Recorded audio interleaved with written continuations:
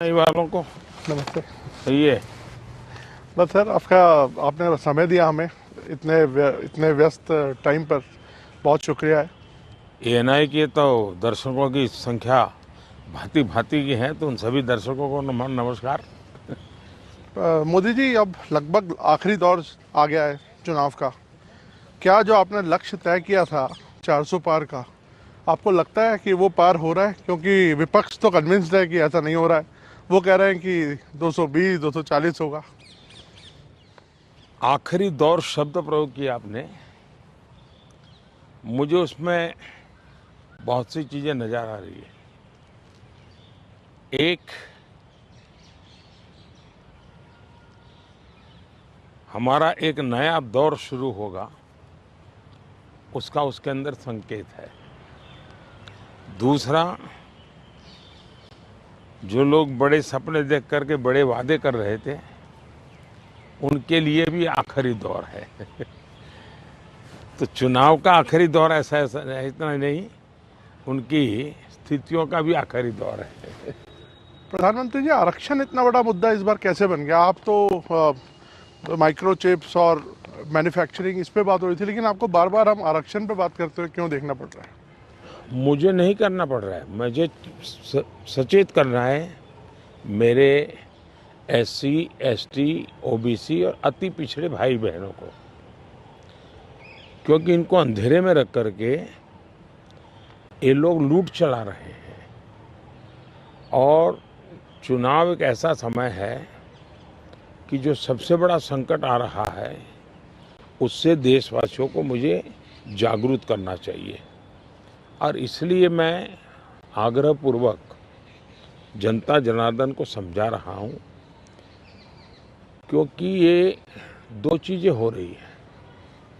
एक, भारत के संविधान की मूल भावना का हनन हो रहा है,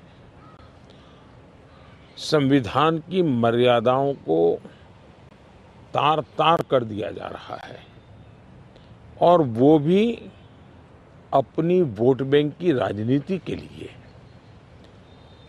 अब मुझे याद है, मैंने हाउस में कभी कांग्रेस के नेताओं को सुना तो वो ये कहते थे कि पीएसयू का प्राइवेटाइजेशन कर रहे हैं आप, तो आप आरक्षण मिटा देना चाहते हैं। अब रियलिटी तो है नहीं, गप्पाजी कर रहे थे।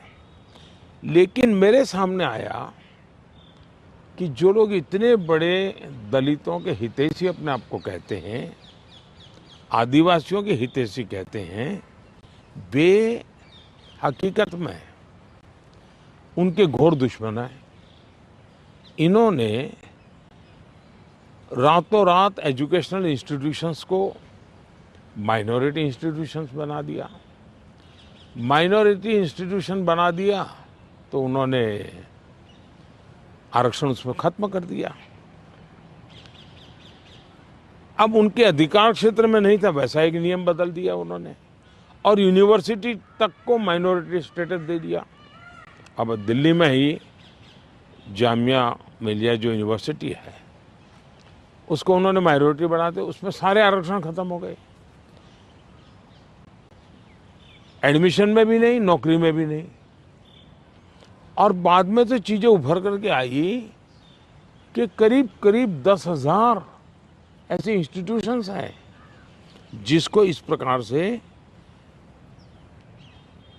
आरक्षण के जो एससी, एसटी, ओबीसी का अधिकार था, वो पिछले दरवाजे से उसको छीन लिया गया है,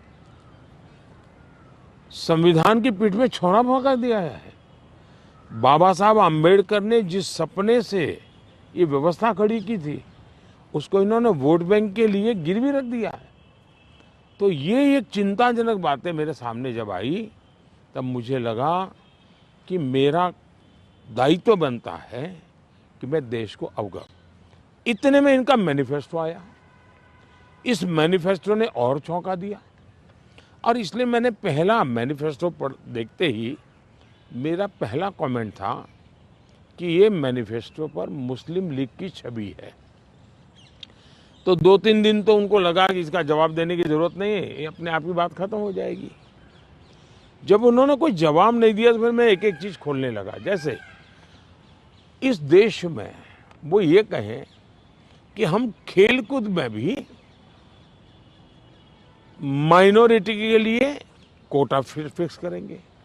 आज पंजाब के मेरे बच्चे जो खेल जगत के अंदर बहुत अच्छा कर रहे हैं, बंगाल के मेरे नौजवान फुटबॉल में बहुत अच्छा कर रहे हैं, उत्तर प्रदेश के हमारे नौजवान जो एथलेट्स में काफी अच्छा कर रहे हैं, अब वो अपनी जवानी उसमें खपा देते हैं। 10-12 साल की उम्र से लेकर के 25 पहुंचने तक ये लोग इतना तप करते हैं जी, तपते हैं, शरीर को तपाते हैं। खिलाड़ी ऐसा नहीं बनता है जी। और सुबह रात को नींद नहीं आती, सुबह 4 बजे उठ करके चले जाते हैं। अब कहते हैं नहीं, ये माइनॉरिटी के लिए कोटा होगा, तो ये मेहनत करने वाला मेरा नौजवान जाएगा कहाँ जी? उनका क्या होगा? दूसरा उन्होंने कहा कि देश में अब जो टेंडर होंगे उस टेंडर में भी वे माइनॉरिटी के लिए आरक्षण करेंगे। मतलब ये हुआ कि आज मान लीजिए कोई कहीं पर बहुत बड़ा महत्वपूर्ण ब्रिज बन रहा है, उस ब्रिज में कौन ब्रिज बनाएगा? तो जिसके पास ट्रैक रिकॉर्ड है, जिसके पास संसाधन है, जिसके पास कैपेबिलिटी है, जो परफॉर्म कर सकता है, सारे उसकी जो रिक्वायरमेंट उसकी पूरी करता है, उसमें कंपटीशन होती है और कंपटीशन में जो निकलता है उसको टेंडर मिलता है। ये कहते नहीं, ये सब बाद में। अब मुझे बताइए, अगर इसी प्रकार से सिर्फ धर्म के आधार पर कोटा दे देंगे, वो ब्रिज बनेगा, लोग मारे जाएंगे, तो कौन जिम्मेवार होगा? क्या आप वोट बैंक के लिए आप आने वाली पीढ़ियों को भी तबाह करना चाहते हैं? तो ये ऐसे विषय थे जो कांग्रेस ने अपनी वोट बैंक की खातिर मैदान में उतारे।